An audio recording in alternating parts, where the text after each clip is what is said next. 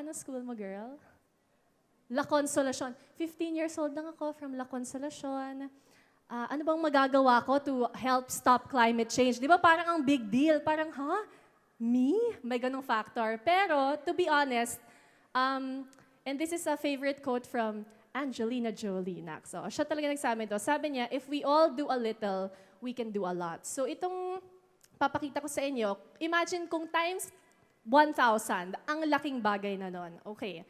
So, these are simple things I try to do. Hindi po ako self-proclaimed environmentalist. I in no way will say na talagang super hardcore environmentalist ako kasi ang dami ko pang hindi alam. Siguro, madami sa inyo, mas may alam pa sa akin. Pero with these little things, na sana ma-share ninyo to other classmates na wala dito, to your cousins, siblings.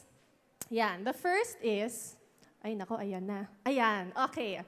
The first tip I would like to share is to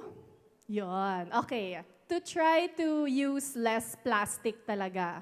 Ang laking bagay nun, kunyari pupunta kayong mini-stop, 7-Eleven, yung tipong dalawang bagay lang yung bibilhin nyo, huwag na kayo mag-plastic, lagay nyo lang sa bag nyo, sa pocket, di ba?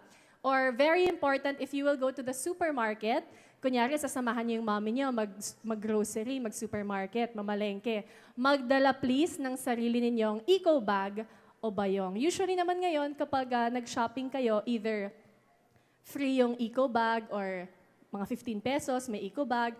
Yung mga greeneration na eco bag nyo ngayon, gamitin nyo na yan. Okay? Pwede ba yung gawin yon? Pwede? Di ba madali lang? Oh, madali lang yan. As much as possible, if you can use less plastic, please do. Okay, next. Ay, isa pa to. Lahat kayo estudyante, so ito, very, very, very relevant sa inyo. As much as possible, gamitin ang likod ng mga papel, huwag basta-basta magtapon. Yung parang magsusulat ka pa lang dun sa intermediate pad, name mo. Ay, mali na spelling, itatapon mo. Ay, sayang yon. Please, huwag niyong gagawin yon. Oo. As much as possible, please try to use less paper. At saka kapag, kunyari, we have faculty members here, kunyari, mag-give out sila ng handouts na may print out na yung likod. Huwag niyo sabihin, ay, cheap my school, hindi bagong paper.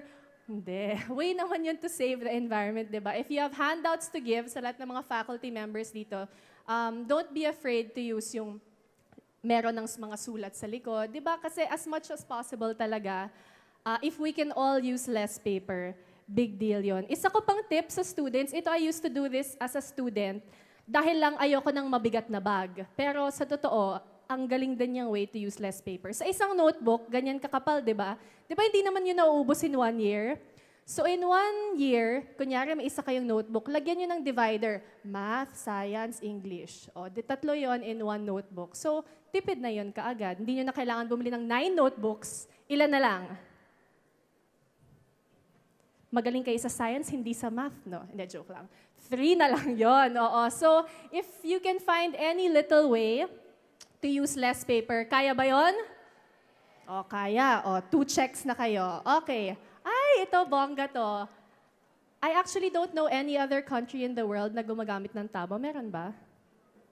Oo, pero tabo, isang proudly Pinoy product, very, very wais. Alam ko minsan masarap mag-shower dahil syempre pagod ka after a long day, ganyan, or sa morning, di ba?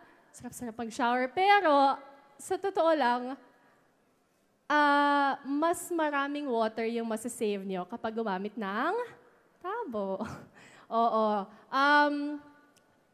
Ang item na to really says use a tabo, pero in general, it means conserve water. Napakalaking bagay nun. Sino dito yung kapag nagtutoothbrush, hindi nagpapatay ng tubig?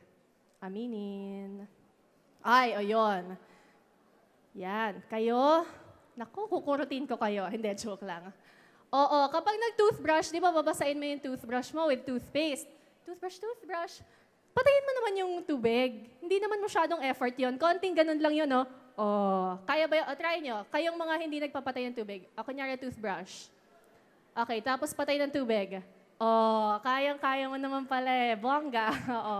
So, as much as possible, don't keep the water running so much. Kasi, Oo, we all have to conserve water. And though tabo is just one way, marami pa na mga ibang ways. O, di ba? Thank you to Kester for my presentation with moving bubbles. Oo. Oo. Ang laking tulong and in little things. Like for example, yung mga ginamit pang laba na unang rinse, pwede pang flush ng toilet, etc., etc. Napakaraming ways for you to conserve water. Kaya ba yon? Ay, kaya. 3 check na yan. Okay, 4. Ito, naku, napaka-importante. Lagi ako pinapagalitan ng mami ko dati na kapag umalis daw ako ng bahay, yung ilaw, iniwan mo na naman. O, sino nang nasabihan ng ganon? Na yung ilaw sa kwarto, iniwang nakabukas. Ay! Oo. Isa pa, di ba pag lumalabas tayo ng kwarto, lumabas ka din naman eh. Taas mo lang yung hand mo. Oh, pack. Oh, same thing. Same medyo amount of effort.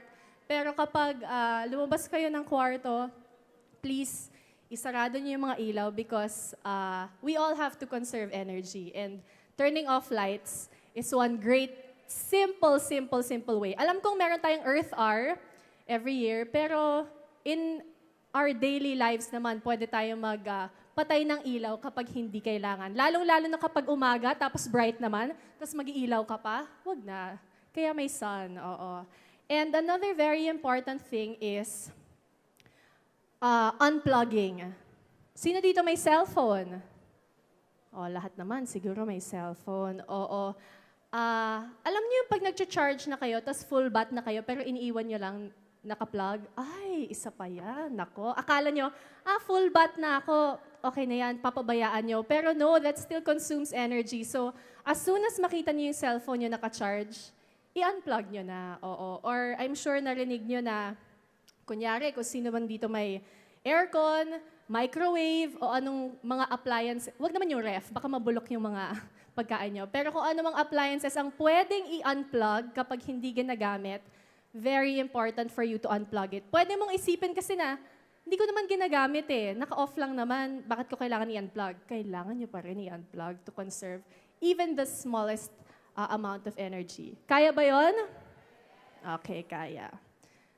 Ayan. Ito ang isa pang, maybe ang mas concerned dito yung mga mommy natin, mga daddy natin. So siguro ito, pwede natin sabihin sa kanila. Unless meron sa inyo na kayo ang bumibili ng ilaw para sa bahay at appliances. Oo, ito ay para sa inyo. Nakita niyo na ba yung commercial ni Tito Boy Abunda na proudly kuripot? Ayun. Ito ang isang way ng pagiging proudly kuripot. Itong mga LED converter, ito yung parang sinasabi niya sa commercial niya, na pag binili mo, mas mahal man dun sa regular mong binibili, in the long run, makakatipid ka. LED lights last as long as 5 times longer than a regular light and consumes super less energy, meaning bababa din yung Meralco bill ninyo. So, even if mas mahal siya kapag binili ninyo, kung 5 years naman ang itatagal, kung mas mababa naman ang monthly electricity bill nyo, di ba mas sulit? So, converters naman, madami ng aircon, ref, and other appliances na parang naka-inverter naman ngayon, makakasave din yun sa electricity. Kung pwede rin kayo gumamit ng voltage regulator, napakaganda din nun. Tapos yun na lang yung i-off at on ninyo. Pwede nyo ba yun sabihin sa mga mommy at daddy ninyo? Kaya? Okay, yes. Sabihin nyo, Mamaya, i-text nyo sila. Okay. Next. Ay. Okay, eto. Number 6, fancy yung give love in transit. Pero ang sa totoo niyan is commute or carpool. Yan lang ang ibig sabihin yan. Kung meron man, kung pumunta kayo sa school, sino dito nagka-commute papuntang school? Yes, yes, yes. Oh, very good. Very good kayo. Sino dito may kotse pero sumasabay, parang barkada kayo na pumapasok sa school? Carpool. Ayan, meron din. Yan ang mga very good. Siyempre, the less cars we have on the road, the better. Or kunyari, pamilya kayo. May lakad kayo on a Sunday. Hindi yung bawat lakad ng bawat miyembro ng pamilya, okay, si tatay lalabas. Si mami lalabas, si kuya lalabas. Isang labas na lang kayong lahat, tapos isang route na lang kayo, di ba? Parang ganun lang. Pero